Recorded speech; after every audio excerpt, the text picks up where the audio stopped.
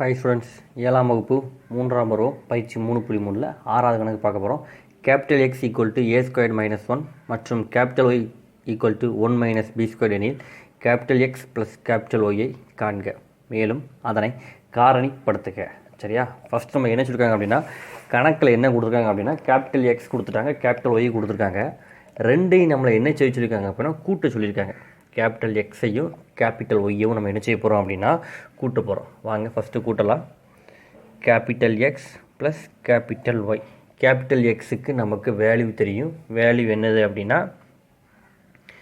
ஏ square minus 1 plus capital ஒய்க்கு value என்னது 1 minus B square. சரியா?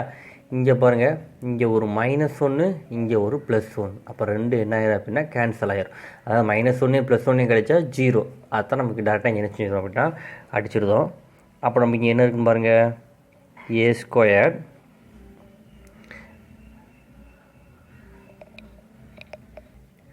Minus B square. இந்த மைனஸ் இருக்கா, இந்த மைனஸ் பி ஸ்கொயர்.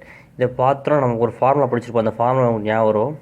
ஏ ஸ்கொயர் மைனஸ் பி ஸ்கொயர்னா ஃபார்முலா என்னதுப்பா, A plus B A minus B. இதான் ஃபார்முலா. அதை நம்ம எழுத போகிறோம். ஃபார்முலா எழுத போகிறோம். A plus B A minus B. இதுதான் கேபிட்டல் எக்ஸ் ப்ளஸ் கேபிட்டல் ஒய்க்கு உண்டான ஆன்சர். 7வது கணக்கு பாருங்கள். X minus Y X plus Y X square plus Y ஸ்கொயரின் மதிப்பை காண்க. ஃபஸ்ட்டு நம்ம கணக்கு எழுதிக்கிடுவோம். கணக்கில் நமக்கு என்ன கொடுத்துருக்காங்க அப்படிங்கிறத ஃபஸ்ட்டு எழுதி வச்சுக்கிடுவோம். என்ன கொடுத்துருக்காங்க பாருங்கள், X minus Y X plus Y X square plus Y square. First இந்த முதல்ல இந்த ரெண்டு டேமை மட்டும் பாருங்கள். இது பார்த்தோம் அப்படின்னா எந்த வைப்பாடு, அதாவது எந்த முற்றொருமைகள் மாதிரி நமக்கு தெரியுது அப்படின்னா, ஏ ஸ்கொயர் மைனஸ் பி ஸ்கொயர்னால் எப்படி எழுதலாம் அப்படின்னா ஏ ப்ளஸ் பி ஏ மைனஸ் பின்னு எழுதலாம். அதே ஃபார்மெட்டில் தான் இங்கே இருக்குது. இங்கே என்ன இருக்குது, X plus Y A plus B ஃபார்மெட்டில் இங்கே இருக்கா. இங்கே என்ன இருக்குது, எக்ஸ் மைனஸ் ஒய், அதாவது ஏ மைனஸ் பி ஃபார்மெட்டில் இருக்கா. இது நம்ம இந்த இதை நம்ம எப்படி எழுதிக்கலாம் அப்படின்னா, எக்ஸ் ஸ்கொயர் மைனஸ் ஒய் ஸ்கொயர்னால் x plus Y x minus y. இந்த மெத்தடில் தான் இது இருக்குது. அப்போது இந்த எக்ஸ் ப்ளஸ் ஒய் இந்த எக்ஸ் மைனஸ் ஒய் பதிலாக நம்ம என்ன எழுதிக்கலாம் அப்படின்னா X square minus Y square நம்ம என்ன செஞ்சுக்கலாம் அப்படின்னா எழுதிக்கலாம். அப்போ நான் இதுக்கு பதிலாக இந்த முற்றொருமையோட இடது பக்கம் உள்ளதை எழுத போகிறோம். அதாவது இந்த முற்றொருமையோட வலது பக்கம் இருக்கிறத நம்ம கணக்கில் கொடுத்துட்டாங்க. வலது பக்கம் இருக்கிறது கொடுத்துட்டாங்கன்னா நம்ம இடது பக்கம் இருக்கிறத நம்ம என்ன செய்ய போகிறோம் அப்படின்னா நம்ம எழுத போகிறோம். அப்போ என்ன எழுதுவோம் அப்படின்னா X square minus Y square. இதை அப்படி எழுதுங்க, X square plus Y square. அப்படி எழுதியாச்சா? ரைட். இப்போ என்ன செய்ய போகிறோம் அப்படின்னா ஃபார்முலா அப்படி எழுதலாம்ல, x square plus Y square x square minus Y square. இந்த மெத்தடில் இருக்கா. அப்போ எப்படி எழுதிக்கலாம் அப்படின்னா X square whole square minus Y square whole ஸ்கொயர்னு எழுதிக்கலாம். எழுதாமலாப்பா. அதாவது இதே மெத்தடில் தான் இங்கே இருக்குது. இங்கே என்ன இருக்குது அப்படின்னா எக்ஸுக்கு பதிலாக இங்கே எக்ஸ் ஸ்கொயர் இருக்குது. அவ்வளோதான். சரியா? இப்போ என்ன செய்ய போகிறோம், அடுக்குக்கு மேலே அடுக்கு இருந்தால் அடுக்கு நம்ம என்ன செய்வோம் அப்படின்னா பெருக்குவோம். அப்போ ரெண்டையும் பெருக்கணும்னா எக்ஸ் பவர் 4 மைனஸ் ரெண்டையும் பெருக்கணும்னா ஒய் பவர் 4. இதான் 8வது கணக்கு. சுருக்குக. 5x minus 3y the whole square minus 5x plus 3y the whole square. First கணக்கில் கொடுத்துருக்கிறத எழுதிக்கோங்க. கணக்கில் என்ன கொடுத்துருக்காங்க அப்படின்னா 5x minus 3y the whole square minus 5x plus 3y the whole square. இதை நம்ம இப்போ ஃபார்முலா அப்படி எழுத போகிறோம். என்ன ஃபார்முலா இதில் யூஸ் பண்ண போகிறோம் அப்படின்னா அதை ஃபஸ்ட் நான் எழுதிக்கிறேன். A plus B the whole square அப்படின்னா a square plus 2ab plus B square. A minus b ஸ்கொயர்னால் a square minus 2ab plus B square. இந்த ஃபார்முலா தான் நம்ம என்ன செய்ய போகிறோம் அப்படின்னா யூஸ் பண்ண போகிறோம். ஃபஸ்ட்டில் உள்ளது எந்த ஃபார்ம் அப்படி இருக்குது அப்படின்னா a minus B the whole square. அப்போ இங்கே என்ன இருக்குது, a square minus 2ab plus B square. இதை இந்த ஃபார்முலா அப்படி நம்ம போட போகிறோம்.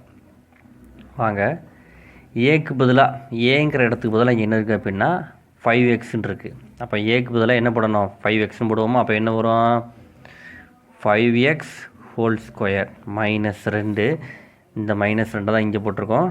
ஏக்கு பதிலாக என்ன போடணும், 5x. பிக்கு பதிலாக இங்கே என்ன போடணும், 3y ப்ளஸ் பி ஸ்கொயர் தானே. பி இருக்க வேண்டியது என்ன இருக்குது, 3yயா. அப்போ 3y the whole square minus இங்கே என்ன ஃபார்முலா இருக்குதுன்னு பாருங்கப்பா, a plus B the whole square. இந்த மெத்தடில் இருக்குது. அப்போ ஏக்கு பதிலாக என்ன போடணும், 5xன்னு போடுவோம். பிக்கு பதிலாக 3yன்னு போடுவோம். இது அப்படியே ஃபார்முலா அப்ளை பண்ணுங்கள். 5x த ஹோல் ஸ்கொயர் ப்ளஸ் 2, ஏக்கு பதிலாக 5x, பிக்கு பதிலாக 3y plus 3y the whole square. Apply பண்ணியாச்சா. இப்போ இந்த ஸ்கொயர்டு போட்டிருக்கோமாப்பா. இந்த ஸ்கொயர்டு என்ன செய்யுங்க அப்படின்னா 5க்கு வரும், எக்ஸுக்கு வரும். இது உள்ள ஒன்றே இப்போ இருக்குங்க. 5 ஸ்கொயர்டுனா 25 எக்ஸ் ஸ்கொயர் மைனஸ் 2 10, 10 3 என்ன வரும் அப்படின்னா 30. இங்கே எக்ஸ் ஒய் அப்படியே போடுங்க. ப்ளஸ் இந்த ஸ்கொயர்டு இங்கே இருக்கா. அப்போ என்ன ஸ்கொயர்டு உள்ள ஒன்றே இப்போ இருக்கணும்னா 3க்கு வரும், ஒய்க்கு வரும். 3 ஸ்கொயர் பண்ணால் 9 ஒய் ஸ்கொயர். இந்த வெளியே இருக்கக்கூடிய மைனஸ் அப்படியே இருக்குது. சரியா.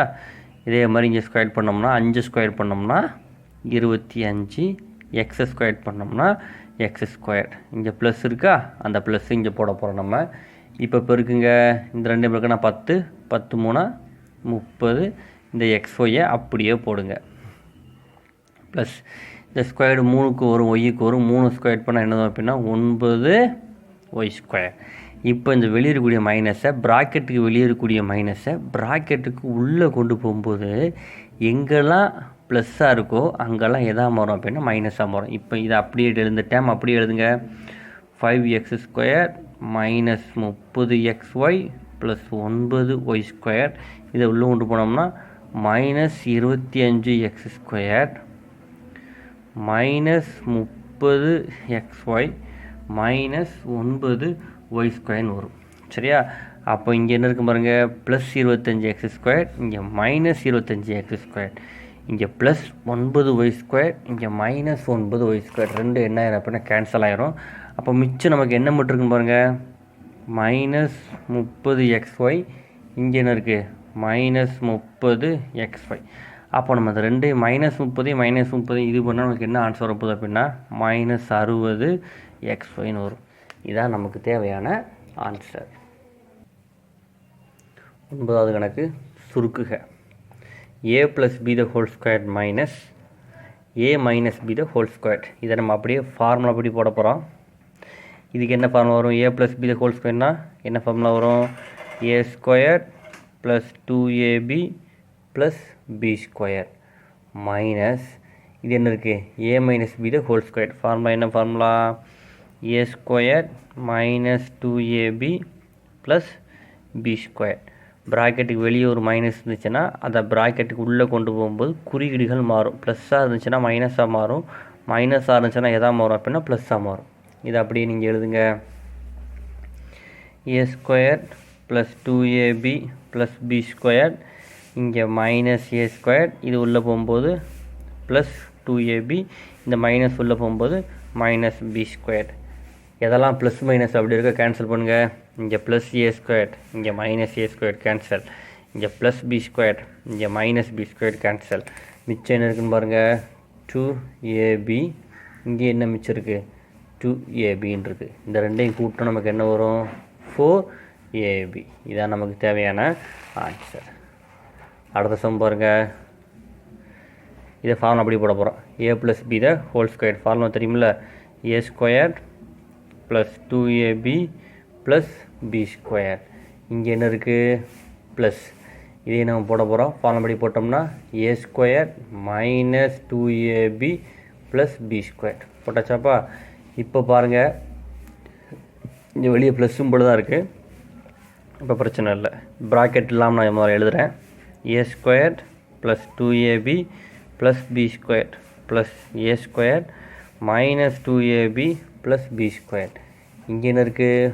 ப்ளஸ் 2ab இருக்குது, இங்கே மைனஸ் 2ab இருக்குது. ரெண்டு என்ன ஆயிரும் அப்படின்னா கேன்சல் ஆயிரும். அப்போ மிச்சம் இங்கே எத்தனை இருக்குன்னு பாருங்கள். இங்கே ஒரு ஏ, இங்கே ஒரு ஏ ஸ்கொயர், இங்கே ஒரு ஏ ஸ்கொயர். அப்போ 2a ஸ்கொயர் ப்ளஸ் இங்கே ஒரு பி ஸ்கொயர், இங்கே ஒரு பி ஸ்கொயர். அப்போ 2b ஸ்கொயர். இந்த ரெண்டுலேயும் என்னது பொதுவாக இருக்குது அப்படின்னா ரெண்டுங்கிறது பொதுவாக இருக்குது. அதனால் இந்த ரெண்டு டேர்மில் வந்து நான் ரெண்டை பொதுவாக வெளியே எடுத்தோம்னா மிச்சம் இங்கே என்ன இருக்கும்? ஏ ஸ்கொயர் ப்ளஸ் பி ஸ்கொயர். இதுதான் நமக்கு தேவையான ஆன்சர். 10வது ஒரு சதுர வடிவ புல்வெளியை சுற்றி 2 மீட்டர் அகலமுள்ள நடைபாதை உள்ளது. அதாவது இதான் ஒரு சதுர வடிவ என்ன வழி அப்படின்னா புல்வெளி. இந்த புல்வெளியை சுற்றில 2 மீட்டர் அகலமுள்ள நடைபாதை உள்ளது. நடைபாதையின் பரப்பளவு, அதாவது இந்த நடைபாதையோட பரப்பளவு, இந்த இடத்தோட பரப்பளவு மட்டும் என்ன செஞ்சுருக்காங்க அப்படின்னா கொடுத்துருக்காங்க. இதோட பரப்பளவு எவ்வளவு அப்படின்னா 136 மீட்டர் ஸ்கொயர் எனில் புல்வெளியின் பரப்பளவை காண்க. சரியா? இப்போ நடைபாதையோட பரப்பளவு கொடுத்துட்டு இந்த உள்ளே இருக்கக்கூடிய இந்த புல்வெளியோட பரப்பளவு பார்க்க சொல்லியிருக்காங்க. சரியா? அப்போ நம்ம கண்டுபிடிக்க போகிறோம். சரி, அப்போ நம்ம சதுரத்தோட அளவு தெரியாது. அளவு கொடுத்துருக்காங்களா? கொடுக்கல. அப்போ நமக்கு இதோட பரப்பளவு தான் கேட்டிருக்காங்க. சரியா? அந்த உள்ளே இருக்கக்கூடிய புல்வெளி சதுரத்தோட பரப்பளவு கேட்டிருக்காங்க.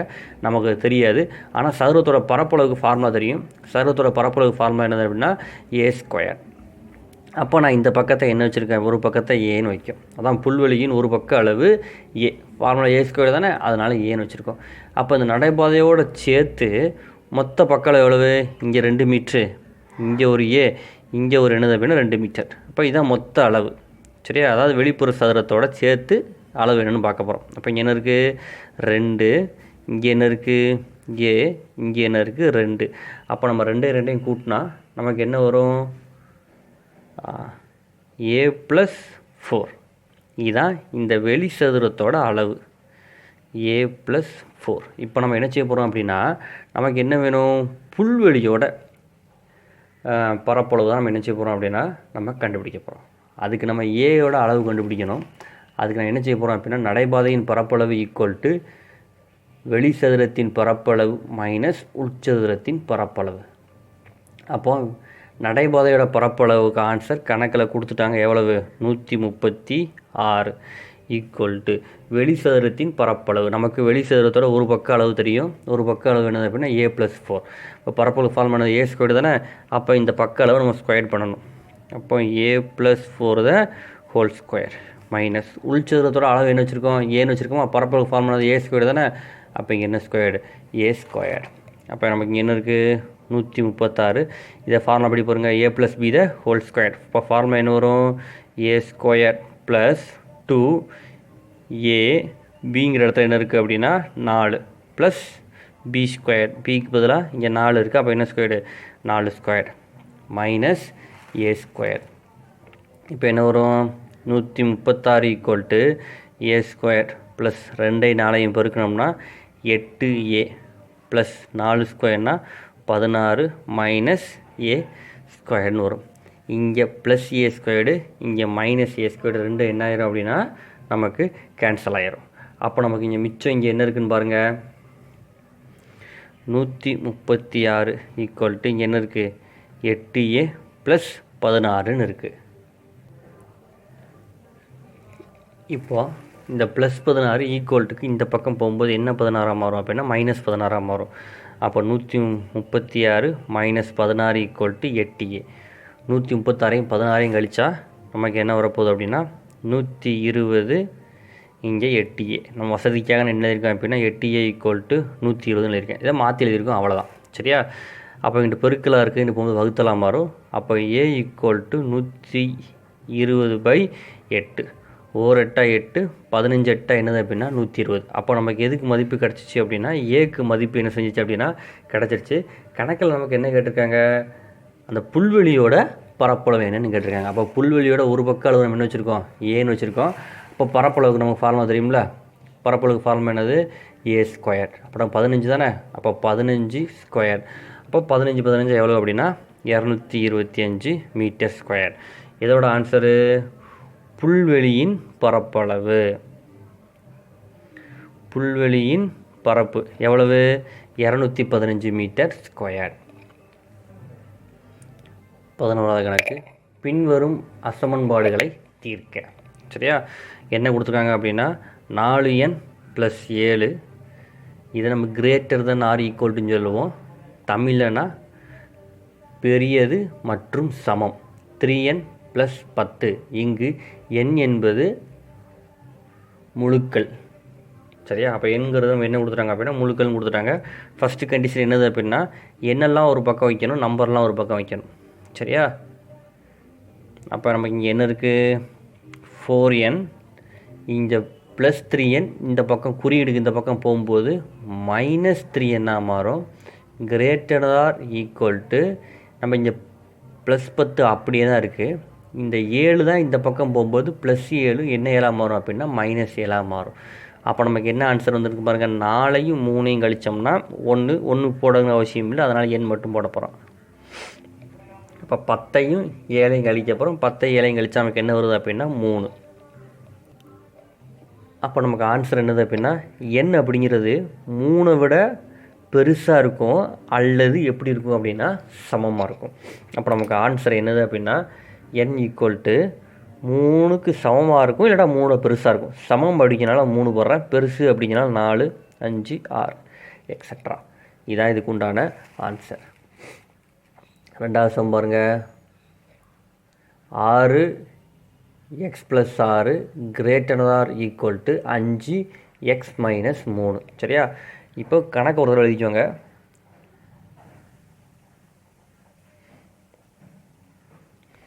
ப்ராக்கெட்டுக்கு வெளியே ஒரு நம்பர் இருந்துச்சுன்னா அதை உள்ளே கொண்டு போய் என்ன செய்ய போகிறோம் அப்படின்னா பெருக்கணும். அப்போ 6ஐயும் எக்ஸையும் பெருக்கணும்னா 6x + 6 36 greater than equal to, இதை பெருக்கணும்னா 5ஐயும் எக்ஸையும் பெருக்கணும்னா 5x -5ஐயும் 3ஐயும் பெருக்கணும்னா 15. சரியாப்பா? இப்போ எக்ஸெல்லாம் ஒரு பக்கம் வைக்கணும், நம்பரெல்லாம் என்ன செய்ய போகிறோம் அப்படின்னா ஒரு பக்கம் வைக்க போகிறோம். அவ்வளோதான். சரி, அப்போ நம்ம இங்கே என்ன இருக்குது? 6x, இந்த +5x குறியீடுக்கு போகும்போது -5x மாறிடும். இங்கே ஏற்கனவே என்ன தான் இருக்குது? -15 தான் இருக்குது. இந்த +36 ஈக்குவல் இந்த பக்கம் போகும்போது, அதாவது குறியீடுக்கு இந்த பக்கம் போகும்போது -36 மாறிடும். சரியா? இப்போ நம்ம இந்த ரெண்டையும் கழிச்சா என்ன வரும்? X greater than equal to, இந்த ரெண்டையும் நம்ம கூட்டினா என்ன வரும் அப்படின்னா -51. அதாவது கணக்கில் என்ன கொடுத்துருக்காங்க அப்படின்னா எக்ஸுங்கிறது -51 விட பெருசாக இருக்கும் அல்லது சமமாக இருக்கும்னு நினச்சிருக்காங்க அப்படின்னா நமக்கு கொடுத்துருக்காங்க. நம்ம கண்டிஷன் என்ன கொடுத்துருக்காங்க அப்படின்னா எக்ஸ் என்பது ஒரு முழு எண். இப்போ முழு எண்ணுங்கிறது நம்ம எங்கேருந்து ஸ்டார்ட் ஆக போகுது அப்படின்னா 0லேருந்து ஸ்டார்ட் ஆக போகுது. அப்போது எக்ஸ் அப்படிங்கிறது என்ன வரும்? 0, 1, 2, 3 எக்ஸட்ரா. சரியா? அப்போ இதுதான் நமக்கு உண்டான ஆன்சர். 3வது கணக்கு, 13 ≤ 5x + 2 ≤ 32. இங்கே எக்ஸ் என்பது முழுக்கள் எண்க. சரியா? ஃபஸ்ட்டு கணக்கு ஒரு எழுதிக்கோங்க. 13 32. சரியா? இப்போ 2 பக்கம் குறியீடு இருக்குது. அப்போ இந்த ஒரு இந்த நம்பரை இந்த பக்கம் கொண்டு போகணும், இந்த பக்கம் கொண்டு போகணும். இதுக்கு முன்னாடி ஒரே ஒரு குறியீடு தான் இருக்கும், இங்கே 2 பக்கம் குறியீடு இருக்குது. அப்போ இங்கே என்ன வரும்? -13. அப்போ இந்த +2 இந்த பக்கம் போகும்போது எதா மாறும் அப்படின்னா -2 மாறும். சரியாப்பா? இந்த பக்கம் கொண்டு போகணும், ஏன்னா இந்த பக்கம் என்ன இருக்குது அப்படின்னா குறியீடு இருக்குது. அப்போ இந்த +2 கிட்ட போகும்போது எதா மாறும் அப்படின்னா -2 மாறும்.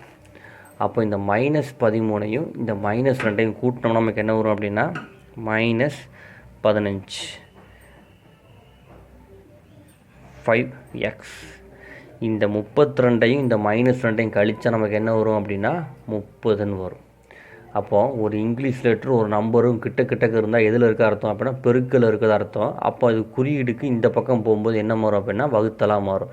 அப்போ இதுவும் இந்த பக்கம் வரும், இதுவும் இந்த பக்கம் என்ன செய்யும் அப்படின்னா வரும். அப்போ நமக்கு என்ன வரும்?